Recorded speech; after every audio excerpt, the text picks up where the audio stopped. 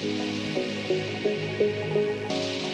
it's Timmy O'Neill. We're live from the Summer Market 2013, and I'm here with Jordan Campbell. Jordan Campbell is the PR Associate Master for Marmot, also a Marmot athlete, a journalist, a dreamer, a musician, a father, a lover, a creator, and a caregiver. Jordan, how are you? I'm doing well. It's day 3, and I'm just glad to be here and hanging out with you and catching up. Cool, man. So tell us about Duke County. Now, you and I have an association with eye care in the developing world through our friend Jeff Tabin, and you've taken it very far with creating a film. Tell us about that film. Duke County is a great film. It's a documentary film. We went into South Sudan to deliver eye care with Jeff Tabin and his team here in Utah at the Moran Eye Center. And I just started cobbling together my own video clips and then using some still photography from Ace Cavalli.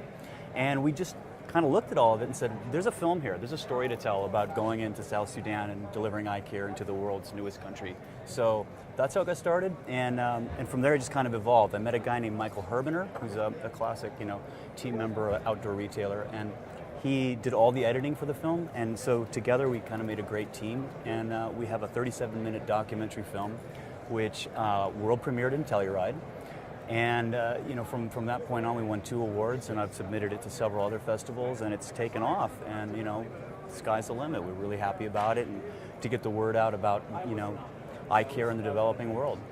And with those 2 awards, and then the critical acclaim that it's receiving, how has it pushed the needle for the Himalayan Cataract Project and Cure Blindness and the Moran Eye Center?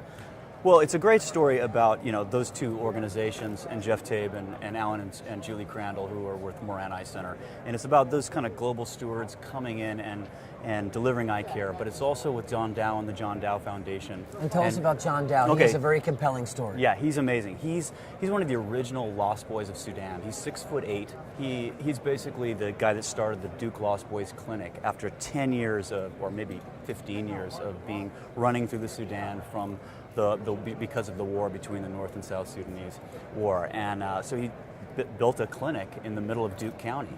And so the Duke County Clinic and the Lost Boys Clinic is where all these global stewards come together to deliver eye care and humanitarian work and relief work to the population, which otherwise would be totally underserved. And then as far as the future of your filmmaking, I mean, this has launched you, you've been a journalist and writing for many years and many publications, yeah. But as far as filmmaking, is this your first foray? Well, I've been involved with to film. this degree? Definitely this is the first real big film that I've ever taken on, and I'm director of the film. So, it's a whole nother level. It's like writing a book almost. It's your baby. It's like, you live and breathe it for months at a time. And I have to balance that out too. I do it on the weekends essentially because I've got a full-time job with Marmot. So, it is a big play for me as a writer, photographer, and now becoming a journalist, a filmmaker, kind of opens the door to other opportunities. I'm actually in the film, and you can see me doing some of the volunteer work, putting eye drops in eyes and helping Jeff and the whole team, which you know all too well. That's your thing. And so, I'm also the narrator of the film, and that was just sort of happenstance. We decided that, let's try me out because I'm free, and I don't have to pay somebody and fly them up to, Boise, Idaho, where we did the post-production and record another voiceover. So we used me as a narrator, and it worked. And, it just kind of all comes together.